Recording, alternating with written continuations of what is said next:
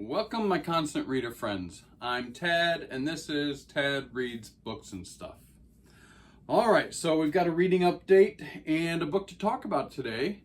I did finish a book this week, and a little bit ahead of schedule, actually. What I did was I finished Hearts in Atlantis.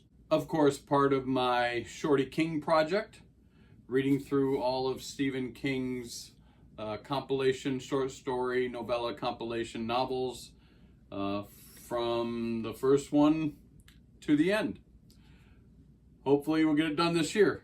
I'm a little ahead. Usually I don't get this done till the end of the month, but I'll talk about it. But anyways, this was done. We're going to talk about this next. Of course, the next book in the Shorty King Project will be Everything's Eventual.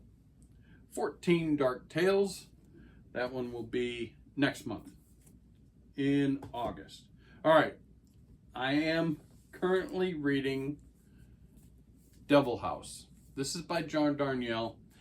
What happened was I actually started reading this. I'm pretty decent through. I'm through 225 pages of this book. I intended to get this book finished this week, but I was sitting in another room, and of course, Hearts in Atlantis happened to be in that room. I picked it up, started reading, pretty much couldn't put it down. If that gives you any indication of what I thought of Hearts in Atlantis, we'll get to it. But I couldn't put it down, so I didn't finish this. But almost done. We'll get this done easily for next week. As you know, I'm still doing my Marvelous team-up read-along with Graz, and we're reading Thirsty Mermaids. We're only going to have 2 more parts left of this, so there will only be 2 more reviews of this, and then we'll be moving on to another graphic novel. Still reading that. And I did finally start my Mammoth Super Summer Size Me book read-along, Anthem. Finally started it, Neil Stephenson. I'm not very far. I'm only about 55 pages through this. On the back it says, Stevenson has been compared to Charles Dickens, Thomas Pynchon, Don DeLillo, William Gibson, Michael Crichton, Isaac Asimov. Okay, I don't know. I really haven't read any other Neil Stephenson. I don't remember anyways. But this is giving me vibes. I know I'm only 50 pages in, but it's giving me vibes of more like Ken Follett or, something like that. Umberto Eco, maybe. I don't know. But only 55 pages in. So we've still got several months to finish that. All right, let's get to it. Hearts in Atlantis. So again, my next book in my Shorty King Project. And let's get the numbers out of the way. This was published in September 14th of 1999. My version has 523 pages. And currently on Goodreads, it's a 3.85 rating. I think that's a pretty decent rating for a compilation novel. I'm going to tell you right off before we even start, I gave it 5 stars. I loved it. I loved it. I loved it. I didn't know I was going to love it. So here's the thing. I've been, of course, reading and collecting Stephen King since I was very little. And the vast majority of my books are first. This is a first. So I get them when they come out, but there was a period in my life where I wasn't reading them. So from the book before this, Bag of Bones, all the way through to, I'm looking at my bookshelf in my head, all the way through to 11/22/63,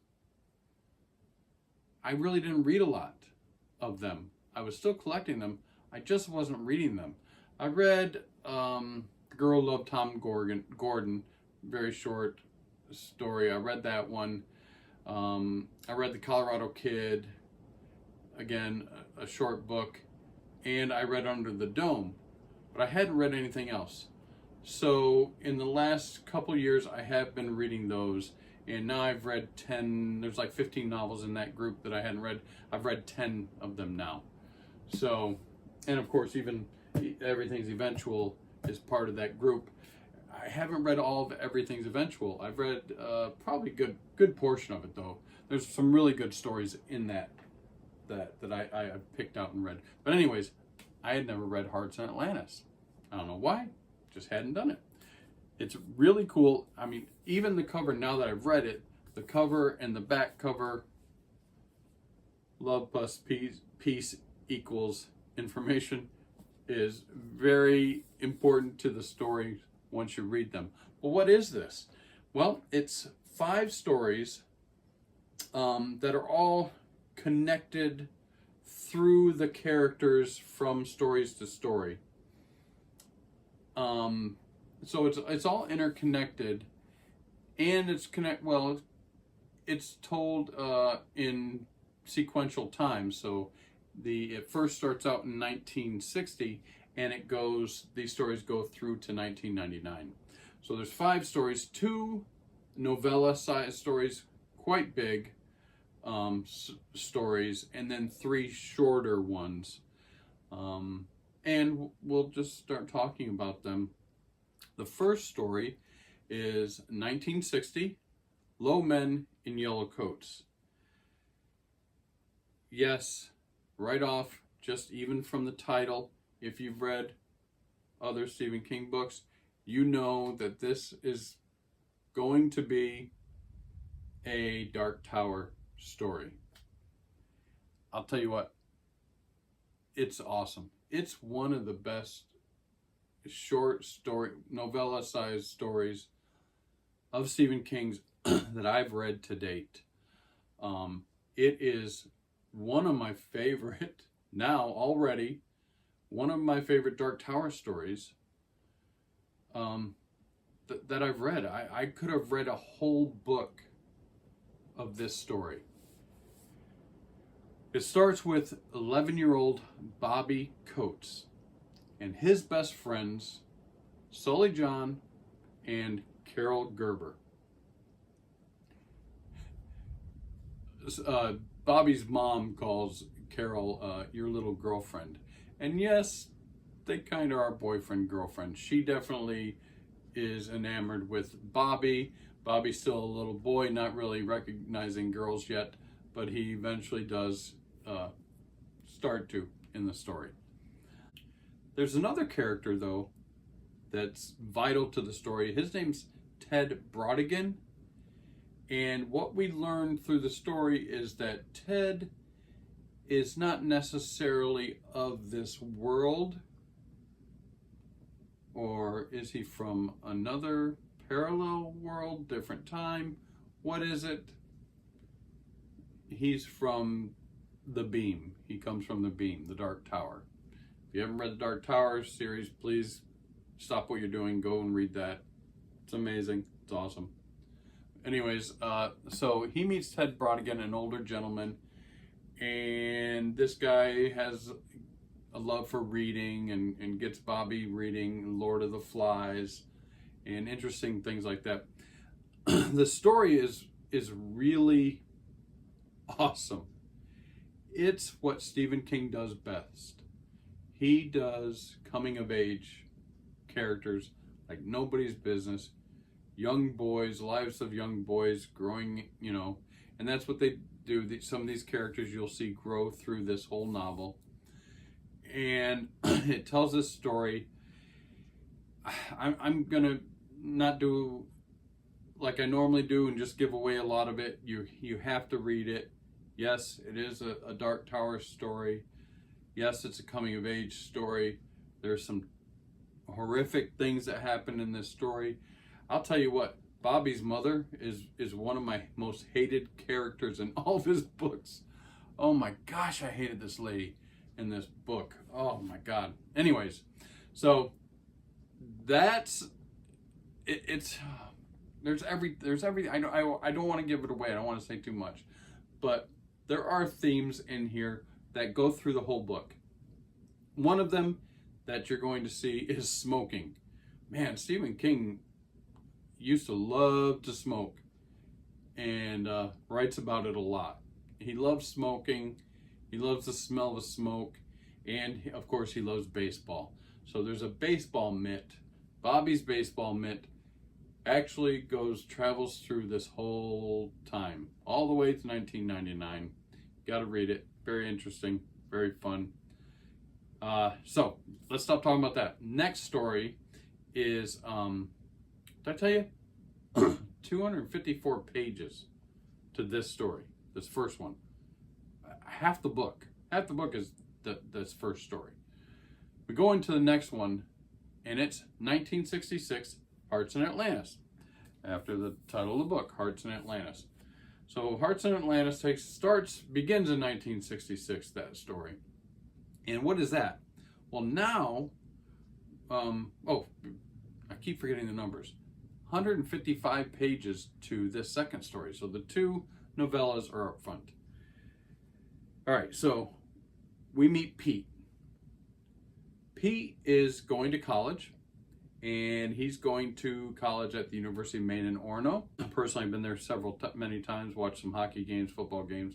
Took my son there. He didn't end up going there. My ex-wife went there. Anyways, so Pete is in a dorm, and you meet his dorm hall classmates. He's on the 3rd floor. You start meeting all of them.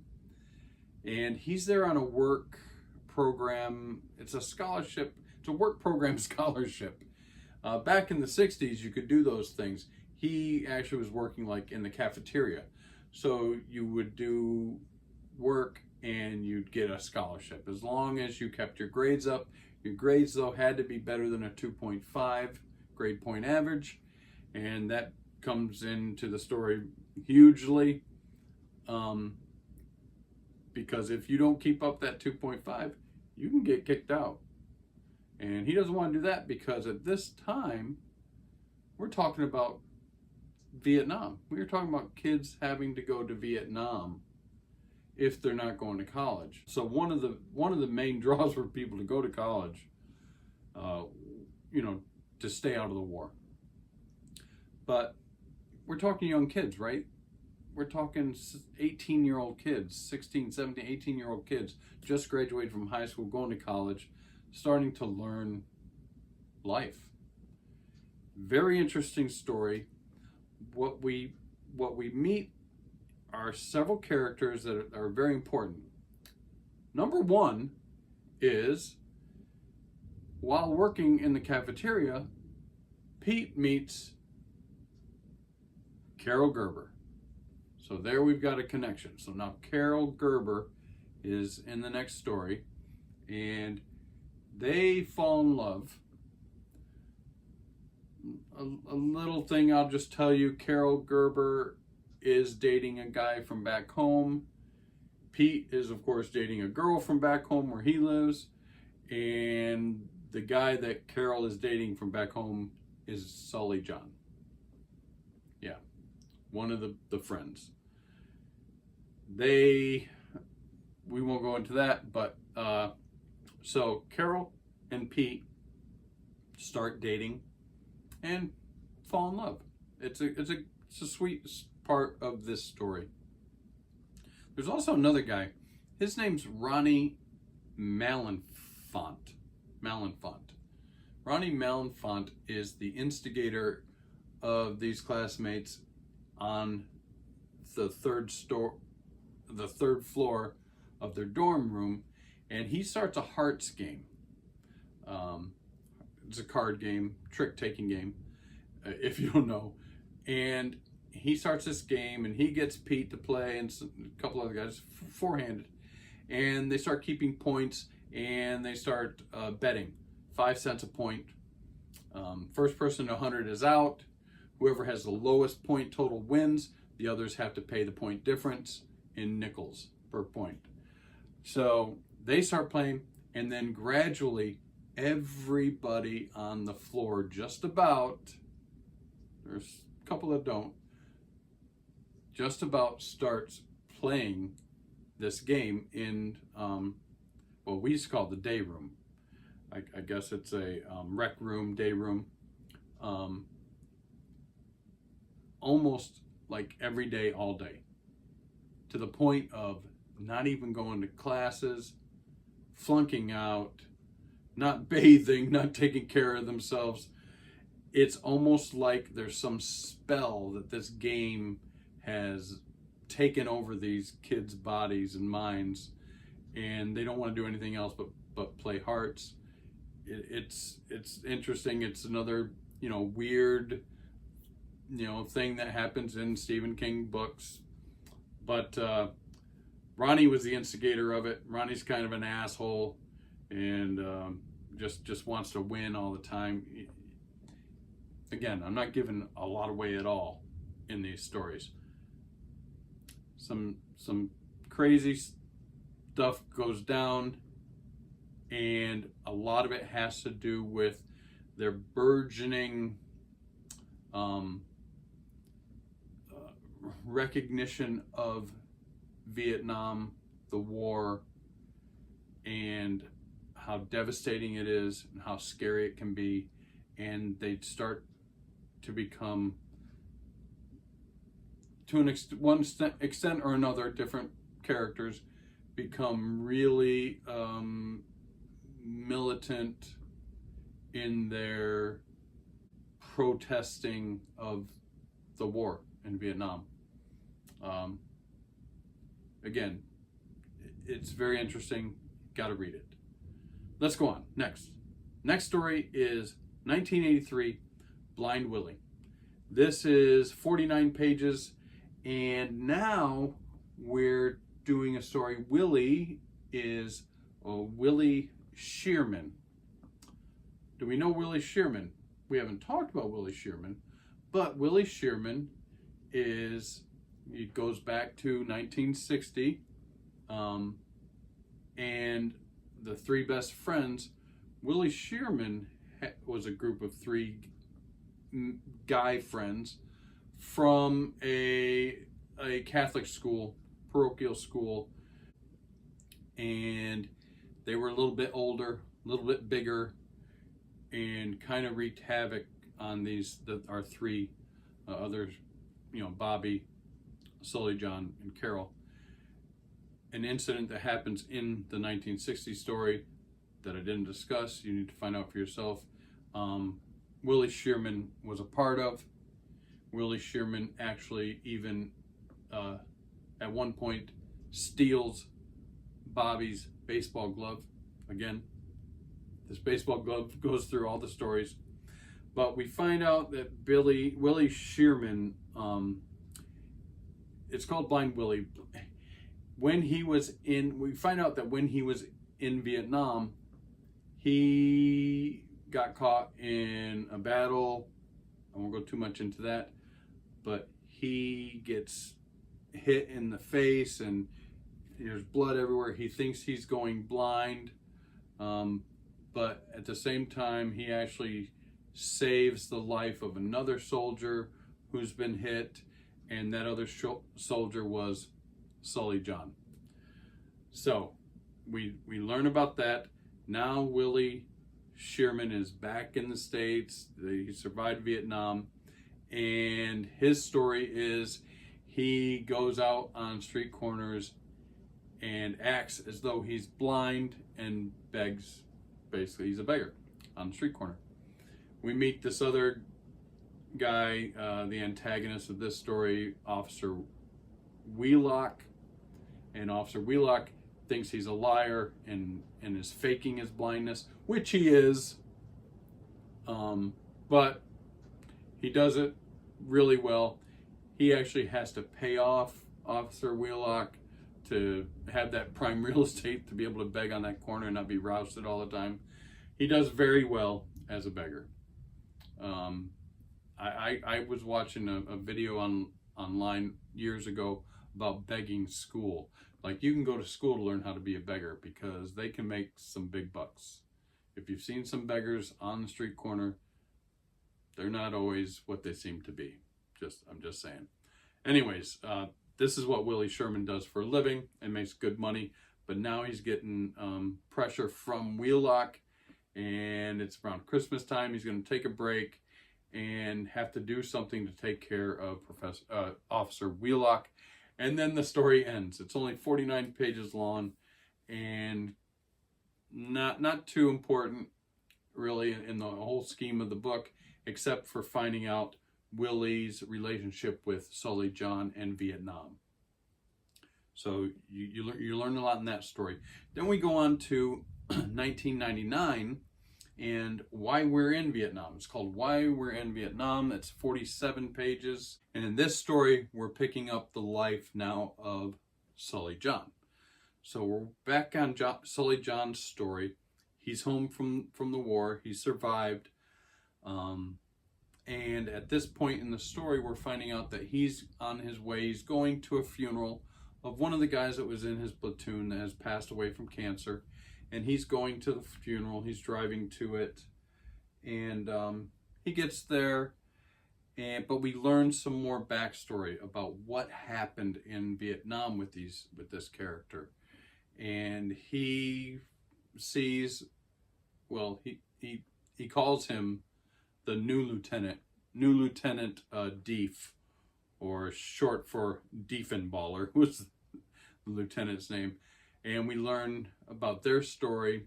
Diefenballer became the lieutenant, the head of their platoon that Sully John was in Vietnam. We also find him running into Willie Sherman, and he remembers, of course, eventually he remembers who Willie Sherman is and was, and his part that he played in 1960 with his group. But they kind of save each other in Vietnam in this one incident. But during the funeral, they just go outside. He and Lieutenant Diefenballer go outside and just start talking, and you learn more stories about Vietnam and what happened in Vietnam. And one of the messed up things that happened in Vietnam involved this guy named Malenfant. Yes, Ronnie Malenfant, who we met in Hearts in Atlantis in college, that started the Hearts game, is now in Vietnam with them. And he causes some issues where a villager gets killed, an old woman. Sully John calls her Mama San, and now Mama San is a ghost that haunts Sully John. That's all we're going to talk about there. You got to read the story. And next, we're on to the last story. Again, we're staying in 1999. So from 1960 to 1999, the book was published in 1999. This is where we're going to stop. This is the last story. It's only 15 pages long, and it's called Heavenly Shades of Night Are Falling, of course, from the famous song. And who do we find now? We're back with Bobby. Bobby is now 50 years old, and he is going back home to pay his respects. He's going to Sully John's funeral. What happens when he goes back and starts revisiting, these old stomping grounds and the ghosts of the past? He may actually run into a couple ghosts himself while he's there. I'm not going to give anything else away from that, except, he's going to Sully John's funeral. And that's it. That's the whole book. You're done. I'll tell you, it was a tearjerker. It really got to me. It really affected me. I'm so kind of sad that I had never read this book before, and it was just sitting there on my shelf for all this time. And this is a super book. I can't gush about it enough. It really hits you in the feels. Everything, how he interweaves all these characters, and of course, it's the best thing he does.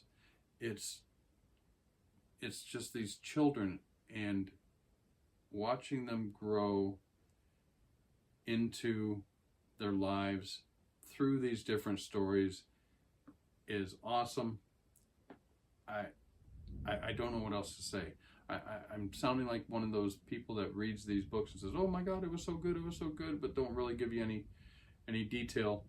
I mean, I give you a little here, but man, if you haven't read Hearts in Atlantis, get it. It's one of his shorter books, still 523 pages, but you can read it in parts. It's got 5 different parts. Why not? Anyways, I freaking love this book, Hearts in Atlantis. I gave it 5 stars. Read it. Next month we will be hitting Everything's Eventual. Matter of fact, there's another Dark Tower story in here. I believe I read it years ago. Yeah, Little Sisters of Illyria is a really good story. I can't wait to get back and see that. Autopsy Room. Oh yeah, there's some good ones in here. 1408 is in here. So that's going to be next month. All right, guys. As usual, if you found any entertaining value in my video, please like, subscribe, and leave me comments. And until next time, peace out.